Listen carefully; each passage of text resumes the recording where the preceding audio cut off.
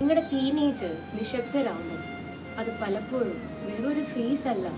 നിങ്ങൾക്ക് തോന്നാറുണ്ടോ നിങ്ങളുടെ ടീനേജർ ഭയങ്കര സൈലൻ്റ് ആണ്, മൂടിയാണ്, എപ്പോഴും ഒറ്റയ്ക്കിരിക്കലാണ്? നമ്മളിത് വേറെ ആരോടെങ്കിലും പറഞ്ഞാൽ അവർ പറയും, ഓ എല്ലാ ടീനേജേഴ്സും അങ്ങനെ തന്നെ, അത് അവരുടെ ആ ഒരു ഫേസാണ്. ചിലപ്പോൾ അവർ നിങ്ങളെ ഡിസ്റ്റൻസ് ചെയ്യുന്നതായിരിക്കില്ല, മനസ്സിൻ്റെ ഉള്ളിൽ അവർ കണക്ഷൻ യാചിക്കുകയായിരിക്കും. ഈ അടുത്ത് ഭയങ്കര കോൺട്രവേഴ്ഷ്യലായ എല്ലാവരുടെ ശ്രദ്ധ ആകർഷിച്ച നെറ്റ്ഫ്ലിക്സിലെ സീരീസ് അഡോളസൻസ്.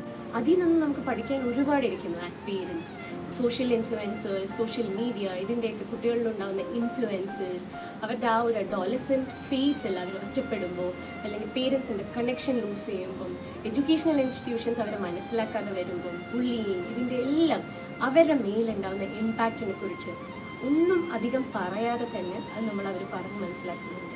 ഈ ഒരു സീരീസ് മാത്രമല്ല, നമ്മുടെ കേരളത്തിൻ്റെ തന്നെ പല ഭാഗങ്ങളിലായി ഈ അടുത്ത് നടന്ന കുറേ deaths, social media influence, bullying, ടീനേജേഴ്സിൽ ഉണ്ടാകുന്ന ഓരോ പ്രശ്നങ്ങൾ ഇതിനെ തുടർന്നായിരുന്നു. ഇതെല്ലാം ആസ് പേരൻസ് നമുക്കൊരു വാർണിംഗ് ആണ്, ഒരു റെഡ് ഫ്ലാഗ്. കണക്ഷൻ കട്ടാവുമ്പോൾ അവിടെ കൺഫ്യൂഷൻ ബിൽഡാവും. കൺഫ്യൂഷൻ ബിൽഡാവുന്നിടത്ത് അവരൊരു മൂന്നാമനെ അല്ലെങ്കിൽ സോഷ്യൽ മീഡിയ, ഇൻ്റർനെറ്റ് അതിൽ ആശ്രയിക്കും. അവിടെ തുടങ്ങും അവരുടെ ഡേഞ്ചർ.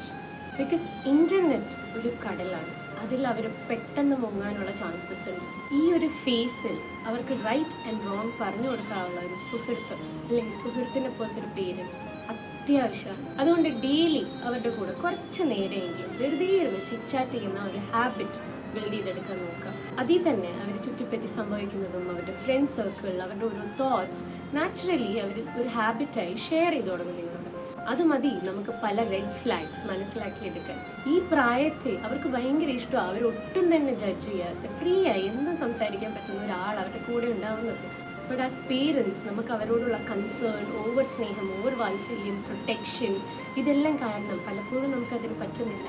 അതുകൊണ്ട് നിങ്ങളുടെ ക്വസ്റ്റ്യൻസ് ഒക്കെ ഒന്ന് പോസ് ചെയ്യാം, ജഡ്ജ്മെൻറ്റ്സ് ഒഴിവാക്കുക. നമുക്കിപ്പോൾ വേണ്ടത് അഡ്വൈസസ് അല്ല, ഫിക്സിംഗ് അല്ല, കറക്ഷൻ അല്ല, ജസ്റ്റ് അവർ പറയുന്നത് കാമായി കേൾക്കാൻ പറ്റിയ ഒരാളാണ്.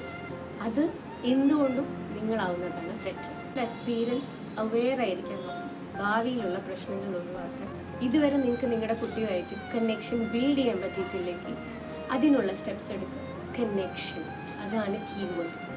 ആ ഒരു ബോണ്ട് നിങ്ങൾ സ്ട്രോങ്ങർ ആക്കാൻ നോക്കുക.